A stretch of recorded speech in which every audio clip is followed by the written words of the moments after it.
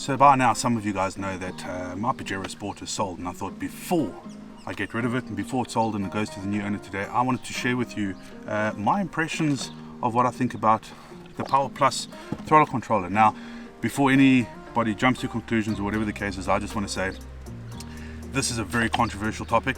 A lot of people love them, a lot of people hate them. What I do want to say is that they do not increase your engine power.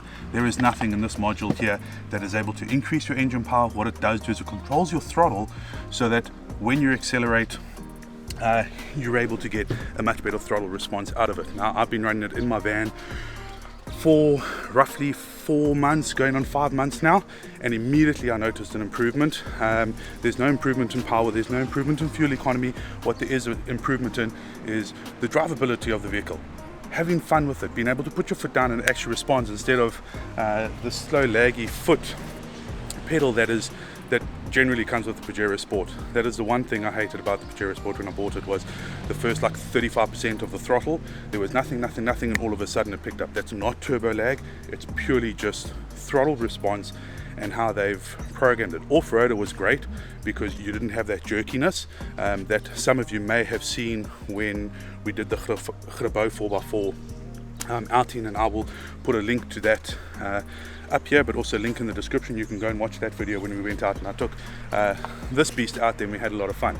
So this morning I'm just going to climb under here. I want to show you how these things plug in. It takes literally 5 minutes to install, and then I'm going to show you what it's like to drive it, change the settings a bit, get it on video, and just show you whether it's good or whether it's bad, whether you should get one, whether you shouldn't, and then you can make that decision for yourself. So installation is pretty simple. I've put a spotlight down here just so that you can see what's going on. So down at the bottom here you can see that this here is the actual controller, this is the wiring, this here is your throttle pedal, and there's the plug on top.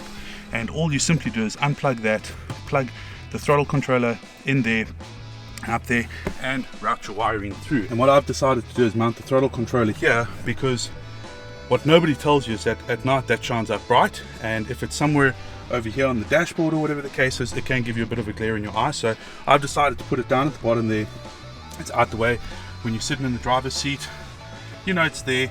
To see it, you simply just move a bit side or up, down, whatever the case is, and then you're able to change the settings. So the installation is as simple as that.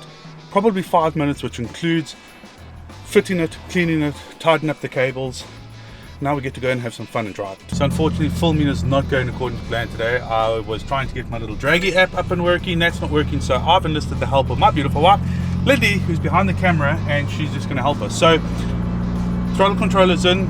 This is on one of the normal drive settings, and as you see, you go down the road, everything is cool. And then on the controller over here, you can go and change the button. So you're not going to feel it properly, but if I change that, you can immediately feel the car picking up. And if you go down to some different settings, that's an automatic setting. This is eco, so my foot is literally flat on the floor, and we are doing 1,200 RPM. So let's change it up a little bit, and I'm going to go to normal. So immediately normal picks up. I haven't changed my foot position. Take it up to F1, immediately you can feel that power increase. F2 even more, and I'm going to slow down before I hit the car in front of me. And the only thing that changed in terms of changing these buttons is the sensitivity of the throttle. Nothing else changed. It didn't push out extra kilowatts, it didn't change out anything like that. And this is the last setting now, so you can go to F3, which I very seldom use, but it becomes so sensitive that a tap on the throttle, a blip on the throttle, and you can light up the tires just about. Lindy hates driving on this because every little bit of movement on the pedal you feel. So off-road, it's terrible because as you're driving, your foot is busy bouncing and you're busy doing that. And that's where I would go into something like economy 1 mode. And then also on top here, you'll see that it says like F3.2. You can change that 0.2 to go a little bit more. So you've got the standard settings of F1, F2, F3. And inside that you can fine tune that to your flavor. So my normal one that I like to go on is F2.7. I find on day to day that is like the sweet spot for me. Off-roading, definitely not good. I mentioned it earlier on because as you're busy jumping up rocks and everything like that, your foot is busy going crazy.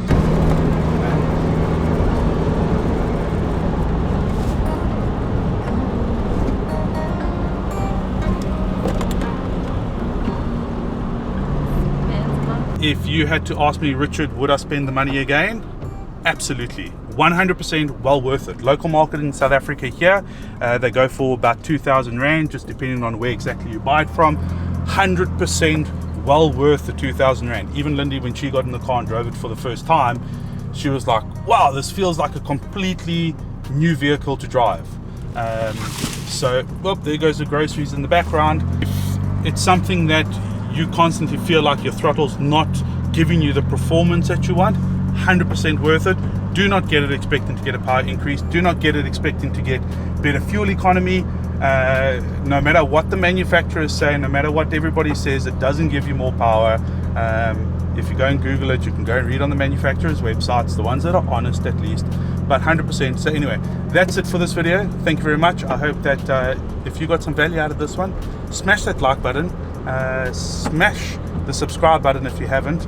Comment down below, let me know if you guys have got. I'm very keen to get feedback from everybody else on the different throttle controllers they've got, whether that's been beneficial to them or whether they feel like it's an absolute waste of money. You get people on both sides of the fence. But anyway, until next time, see ya. Remember to share this with your granny.